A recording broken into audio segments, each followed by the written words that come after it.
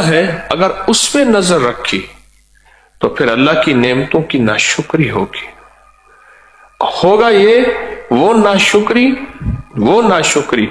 وہ نعمتیں بھی چھین لے گی جو پہلے سے موجود ہے.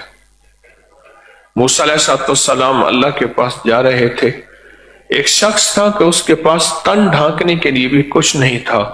اس نے ریت سے اپنے تن کو ڈھانکا ہوا تھا، سطر کو ڈھانکا ہوا تھا، اور جا کے کہا کہ اللہ پاک سے عرض کریں میری طرف سے کہ مجھے اللہ کوئی خوشحالی اور وسعت عطا فرمائے.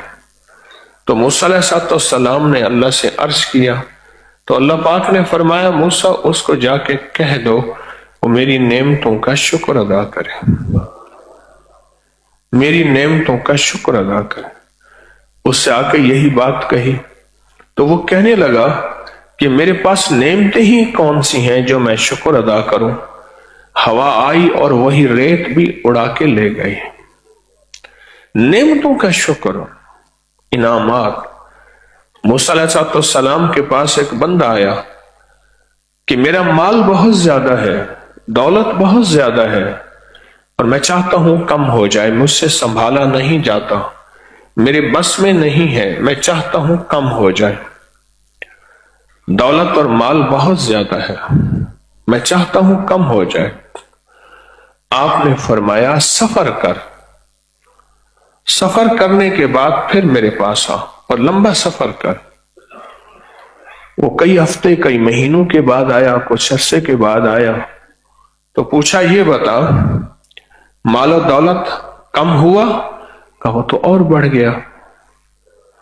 تو فرمایا یہ بتا تو نے کھانا کیسے کھایا تھا؟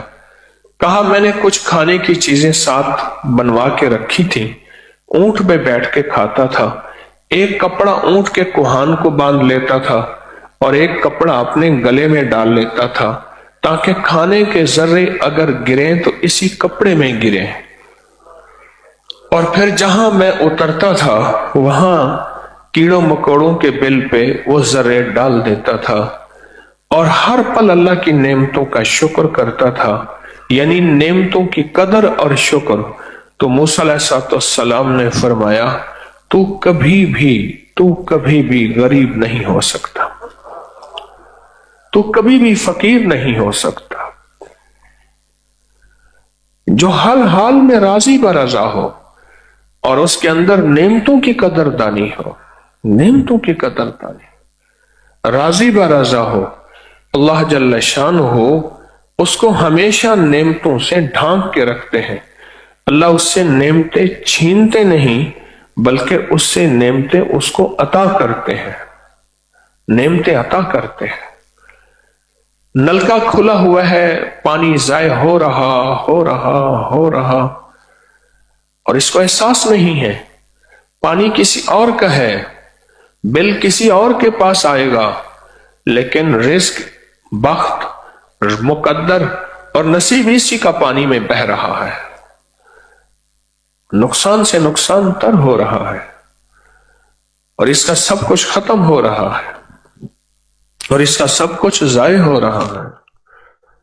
بظاہر اس کو یہ کچھ نہیں سمجھ رہا. وہ پانی ہے، وہ بجلی ہے، وہ نعمتیں ہیں.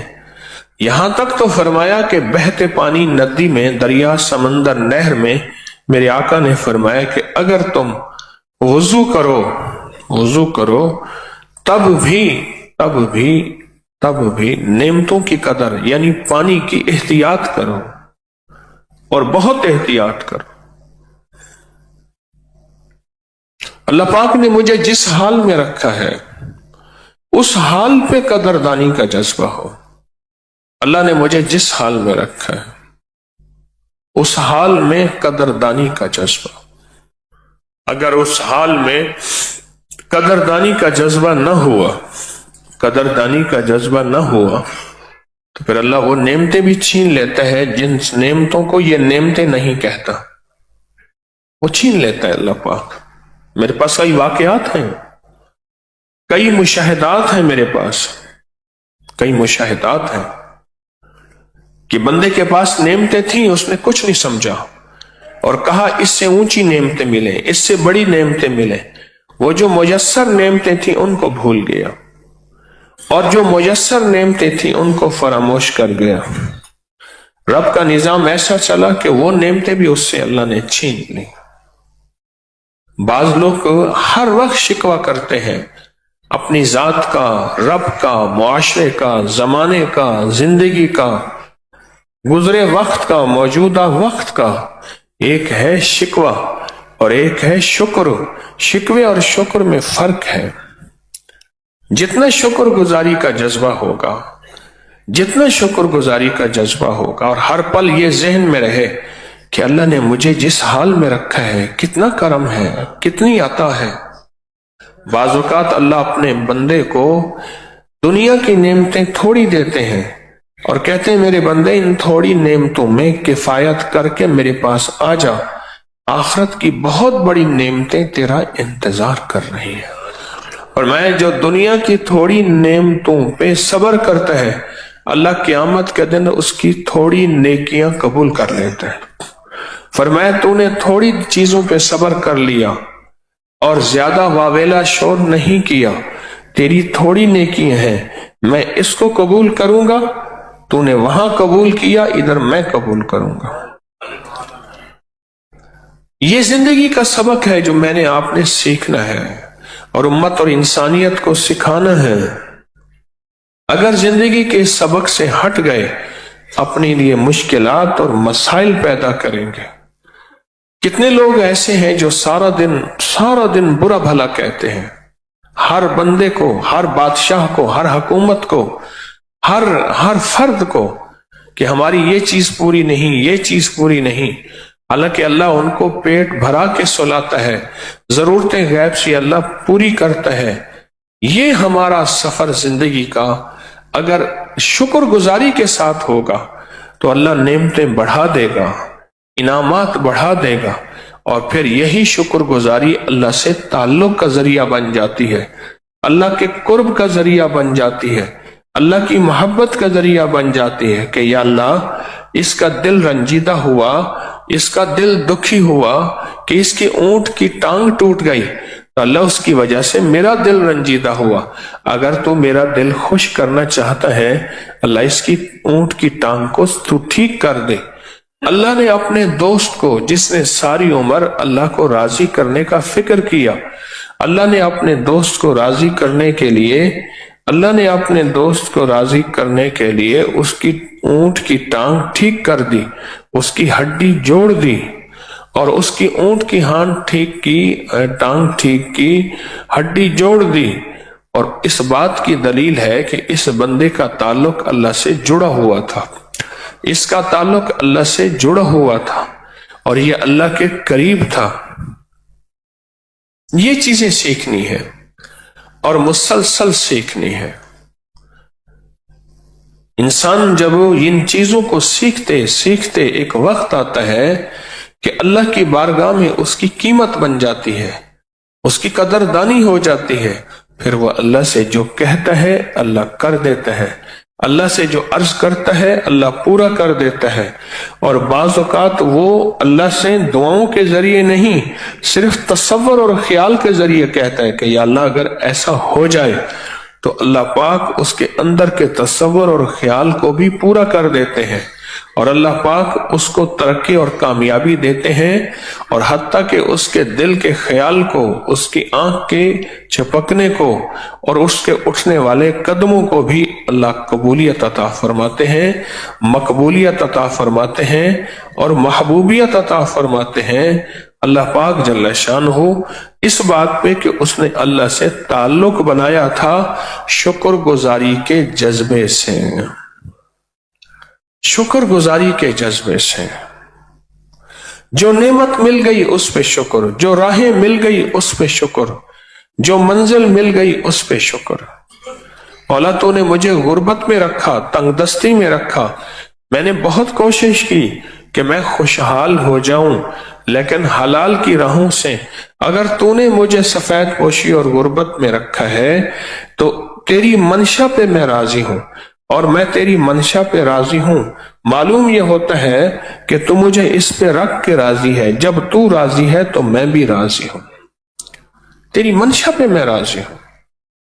اللہ تو اگر راضی ہے تو میں بھی راضی ہوں، تو ناراض نہیں تو میں بھی ناراض نہیں ہوں، تو راضی ہے تو میں راضی ہوں۔ جو اللہ کی رضا کو اپنی رضا بنا لیتا ہے، کوشش کرنا گناہ نہیں، صحت کے لیے، رزق کے لیے، وسعت کے لیے، خوشحالی کے لیے۔ کتنے لوگ ایسے ہیں جو کوشش بہت کرتے ہیں لیکن دنیا اور مال اور چیزوں کے اعتبار سے ترقی نہیں کرتے، تو وہ اس بات کی دلیل ہے کہ اللہ پاک ان کے لیے یہی زندگی چاہتا ہے۔ اللہ کی چاہت یہی ہے۔ جو اللہ کی چاہت کو اپنی چاہت بنا لیتا ہے، اللہ اس کی چاہت کو اپنی چاہت بنا لیتا ہے۔ شیخ ابو العباس نے اللہ کی چاہت کو اپنی چاہت بنایا۔